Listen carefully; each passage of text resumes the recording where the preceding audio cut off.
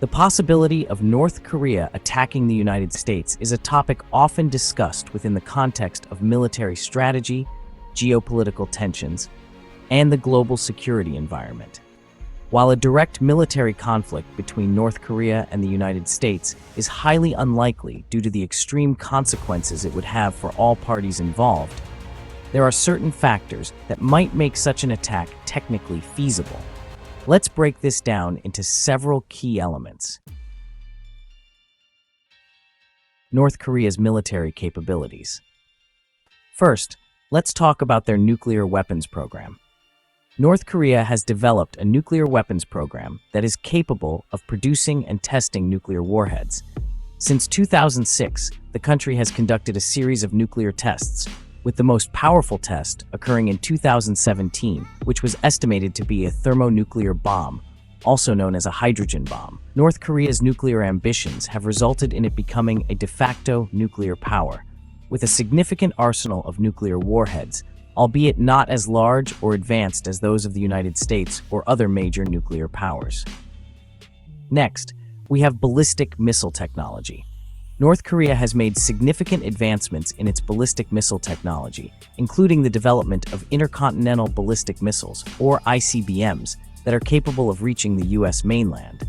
Key missiles include the Hwasong-14, tested in 2017, which demonstrated the potential to reach parts of the U.S., such as Alaska. Then there's the Hwasong-15, also tested in 2017, which experts believe could potentially reach as far as the U.S. East Coast.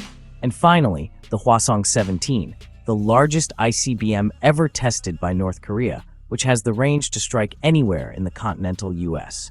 These missiles could theoretically deliver nuclear warheads to the U.S., though the reliability of North Korea's missile systems is debated. There are concerns regarding the accuracy of their re-entry vehicles, the part of the missile that re-enters the atmosphere, and whether they can reliably deliver a nuclear payload to a distant target.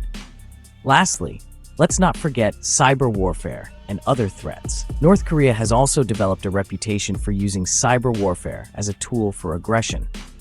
While this wouldn't be a conventional military attack, the country has been involved in several high-profile cyber attacks on the U.S., including the 2014 Sony Pictures hack. This kind of asymmetrical warfare could also be seen as a potential form of attack on U.S. infrastructure, economy, or political systems. North Korean leadership's motivation. The primary motivation behind North Korea's military posturing, including its nuclear weapons development, is the regime's survival. North Korea's leader, Kim Jong-un, has emphasized the importance of nuclear weapons as a deterrent against what he perceives as external threats, particularly the U.S. and its allies in South Korea and Japan. The U.S. presence in the region, including military bases and alliances, is seen as a significant threat to the regime's stability. Additionally, internal propaganda and nationalism play a crucial role. North Korea frequently uses rhetoric portraying the United States as an adversary and a symbol of imperialism. The regime's propaganda machine cultivates an atmosphere of hostility toward the U.S. and emphasizes the importance of developing a strong military as a matter of national pride. Attacks on U.S. targets, particularly in a hypothetical or symbolic form, could be framed as acts of resistance or defense against foreign aggression. Why an attack on the United States is unlikely, at least in the short term. The concept of mutually assured destruction, or MAD, plays a crucial role here. A full-scale attack on the U.S. would likely lead to North Korea's complete destruction. The United States possesses a nuclear arsenal capable of a devastating response, including retaliatory strikes that could obliterate North Korea's leadership and infrastructure. The concept of mutually assured destruction has been a cornerstone of global nuclear strategy since the Cold War, and it holds true for both the U.S. and North Korea. This fact alone is a strong deterrent to any rational leader, including Kim Jong-un, from initiating a full-scale nuclear war. An attack on the United States would likely provoke an overwhelming military response, not only from the U.S., but also from its allies. North Korea is heavily reliant on China and Russia for economic and diplomatic support.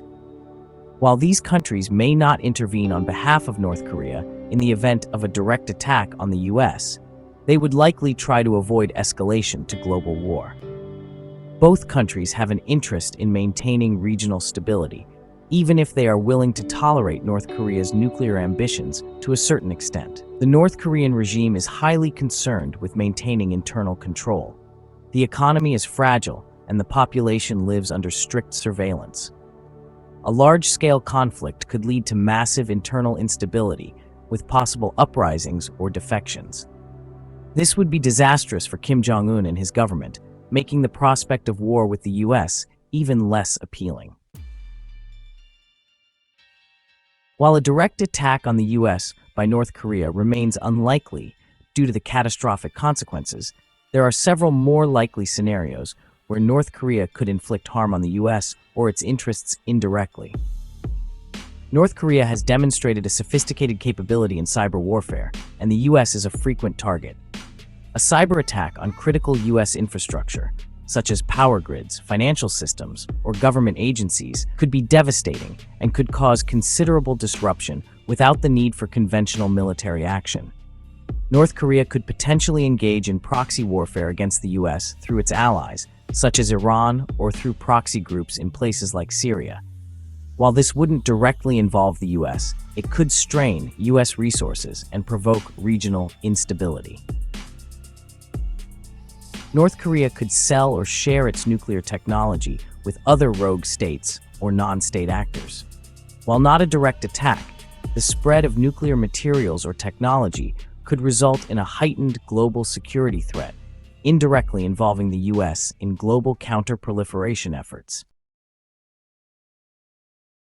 While North Korea has the technological capability to attack the US with nuclear weapons, doing so would be suicidal for the regime. The risks involved in a full-scale nuclear war, complete annihilation of North Korea, and massive global consequences make a direct attack on the US highly unlikely.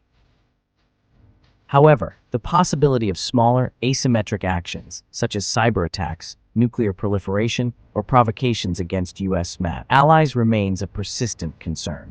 In sum, the likelihood of a North Korean attack on the US would depend on a number of factors, including changes in leadership, the international security environment, and the perception of North Korean survival. Most analysts agree that deterrence strategies, diplomatic engagement, and the potential for negotiation remain the best tools to prevent any escalation to direct conflict. North Korea has large incentives to use a tactical nuclear weapon, or several of them, early in another conflict on the Korean peninsula.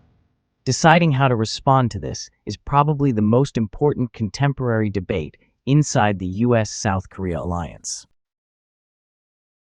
A negotiated bargain that controls North Korean weapons of mass destruction would, of course, be the ideal way to avoid such a conflict, but any such deal seems highly unlikely. The most likely window for a breakthrough came during the overlapping dovish presidencies of American President Donald Trump and South Korean President Moon Jae-in, but it has closed. For a brief moment, North Korean leader Kim Jong-un faced the most negotiation-interested leaders in the history of his country's primary geopolitical opponents, the US and South Korea. Trump particularly was a unique American president regarding North Korea, willing to meet Kim repeatedly without preconditions. Tragically, Kim missed this Trump-Moon opportunity in 2018-2020. He offered only one deal to Trump, and it was so balanced negative for the allies that Trump had to reject it. So the North Korea debate in the democratic world, particularly in South Korea, the United States, and Japan, has reverted to traditional hawkish approaches. If North Korea will not bargain, or, more specifically, if it will only propose lopsided deals, then the Allies must consider military responses to the possibility of North Korean first use. There are three reasons that North Korea will likely use nuclear weapons first if war erupts on the Korean peninsula. Operationally, Pyongyang will face an intense use-it-or-lose-it dilemma regarding its weapons of mass destruction as soon as a war starts. Strategically, its conventional military is quite inferior to the forces ranged against it. And grand strategically, Any serious conflict between the two Koreas will quickly become existential for the North.